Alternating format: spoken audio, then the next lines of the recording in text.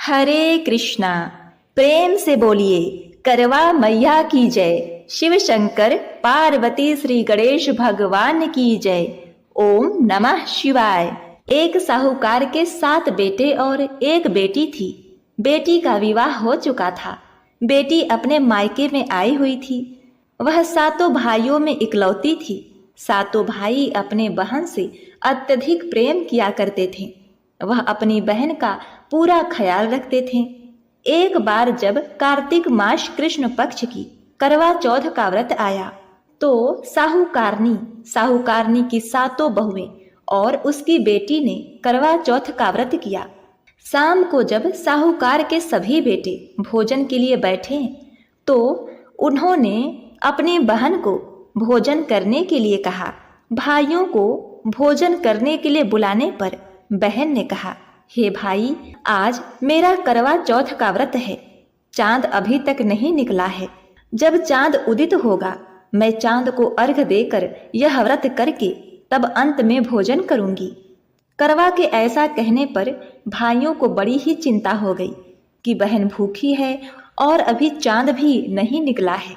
ऐसे में 7 भाइयों में से सबसे छोटा भाई एक पहाड़ी पर दिया जलाकर उसे चलनी के ओट में रख दिया और फिर बहन के पास आया और बहन को कहने लगा, हे मेरी लाडली बहन, देखो अब चांद उदित हो गया है, अब अर्घ देकर खाना खा लो। बहन ने अपने भाभियों से भी कहा कि भाभी देखो चांद निकल आया है, अब आप लोग भी अर्घ देकर व्रत पूरा करके भोजन कर लो।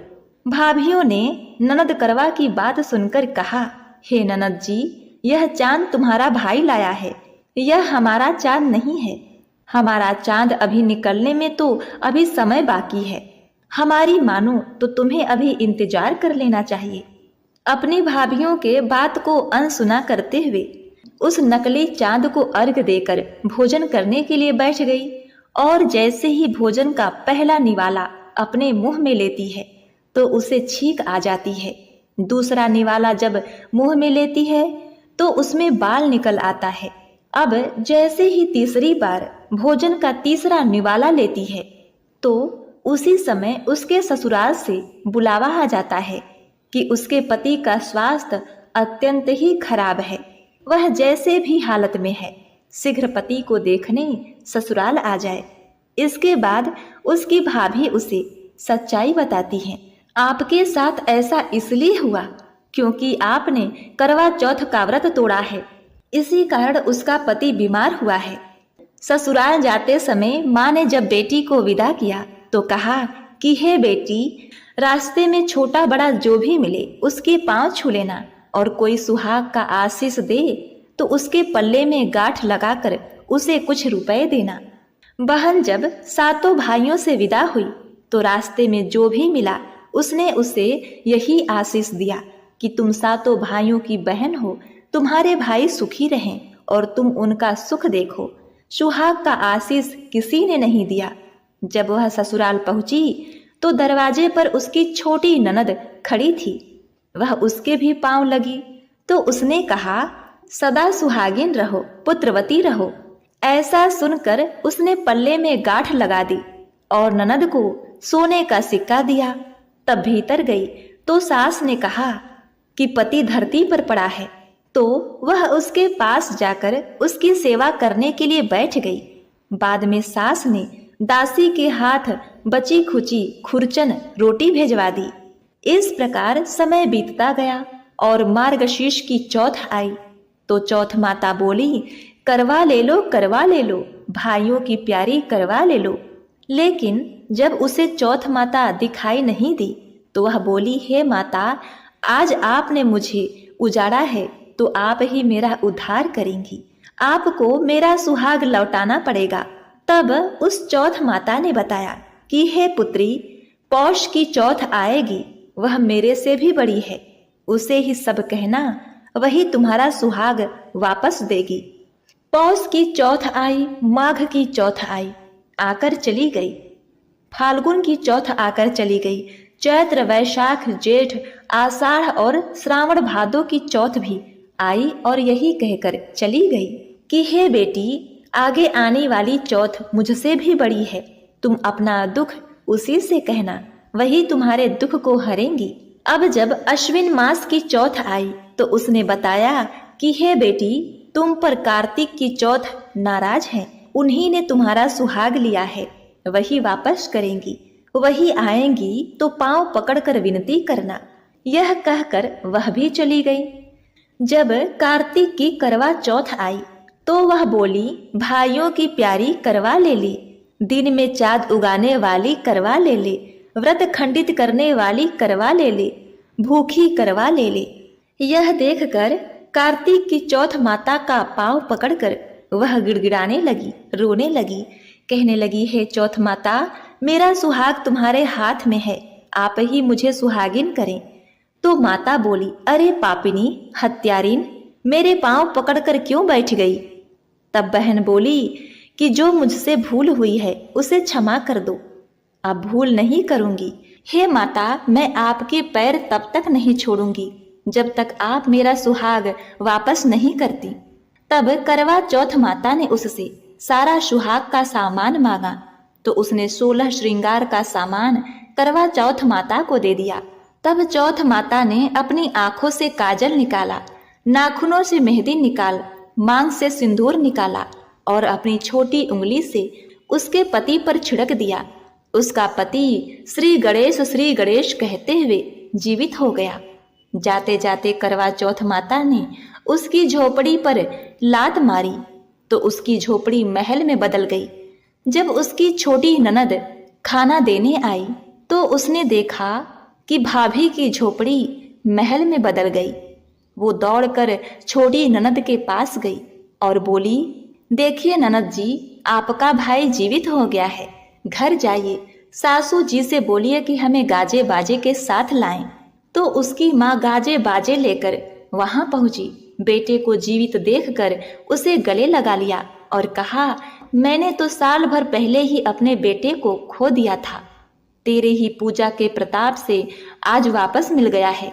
हे करवा चौथ की माता, जैसे आपने साहूकार की बेटी के साथ किया वैसा किसी के साथ मत करना, और जैसे उसके सुहाग को जीवन दान दिया वैसे सभी को दीर्घ आयु का वरदान देना और अपनी कृपा उस पर बनाए रखना। जय चौथ माता। दूसरी कथा का श्रवण करिए। प्राचीन काल की बात है। इंद्रप्रस्थ शहर में एक दीनानाथ नाम का साहूकार रहा करता था। उसके 7 पुत्र और 1 पुत्री थी। पुत्री का नाम वीरवती था। 7 भाइयों की वह बहन थी। सभी भाई अपनी वीरवती बहन को बड़ी प्रेम देते थे। सभी भाई वीरवती को खुश रखने की कोशिश करते थे। धीरे धीरे जब वीरवती शादी के योग्य हो गई तो उसके पिता ने उसका विवाह सुदर्शन नाम के एक ब्राह्मण से करा दिया। उसके विवाह के बाद वीरवती खुशी खुशी अपने ससुराल रहने लगी। कार्तिक मास के कृष्ण पक्ष की चतुर्थी को करवा चौथ का व्रत आता है। वीरवती अपने मायके चली आती है और करवा चौथ का व्रत रखती है। यह उसका पहला करवा चौथ का व्रत था, तो उसे इस व्रत का नियम नहीं पता था। इस व्रत वाले दिन चाकू चलाना, सिलाई कढ़ाई करना मना होता है। इस बात का उसे ध्यान नहीं था। वह सुई धागा लेकर सिलाई करने के लिए बैठ जाती है तो 7 भाभियां उसे मना करती हैं कि हे ननद जी, आज के दिन सिलाई कढ़ाई का काम नहीं किया जाता। वीरवती अपने 7 भाभियों की बात को अनसुना करके कपड़ों को कढ़ाई सिलाई करने के लिए बैठ जाती है।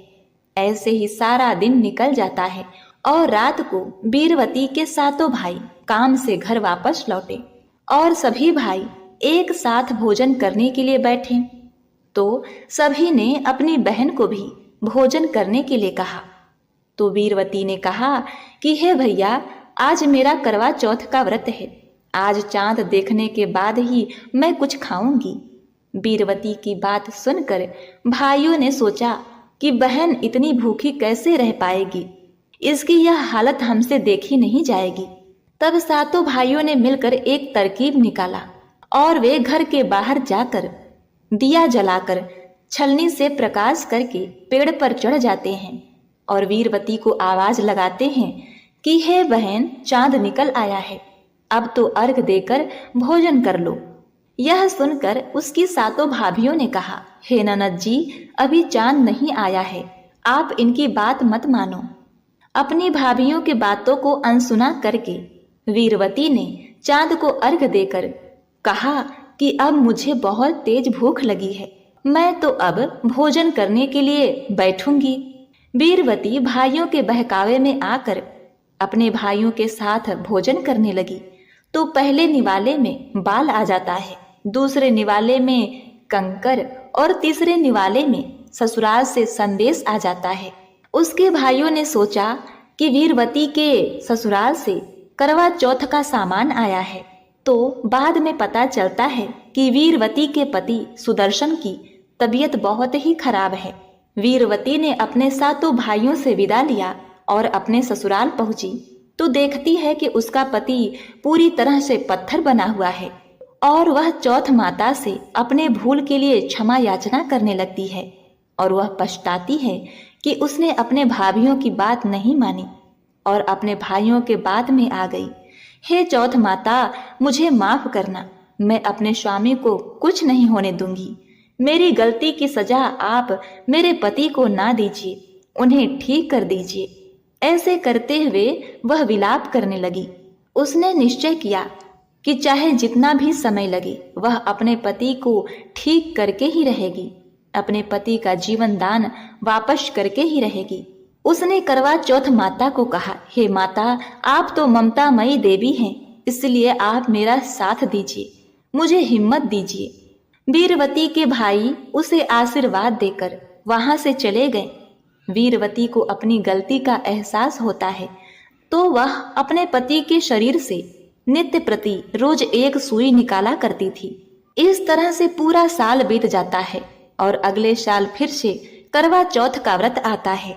वीरवती फिर सभी रीति रिवाज के साथ व्रत करती है और जब एक दिन अपने पति के शरीर से एक सुई निकालने ही वाली रहती है तब बाहर करवा बेचने वाला आता है और वह करवा लेने के लिए बाहर चली जाती है। तभी गोली नाम की उसके घर की एक नौकरानी उसके पति के शरीर से बची हुई एक सुई बाहर निकाल देती है।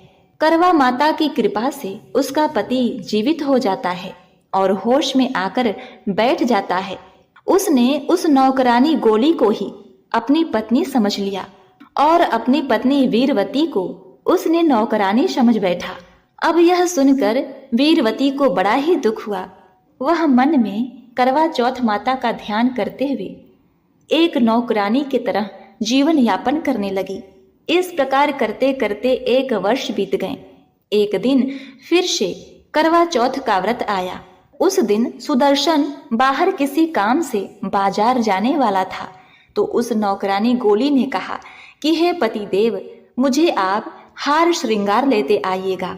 तो यह सुनकर वीरवती ने भी अपने पति से कहा, आप मेरे लिए काठ की गुड़िया लेते आइएगा।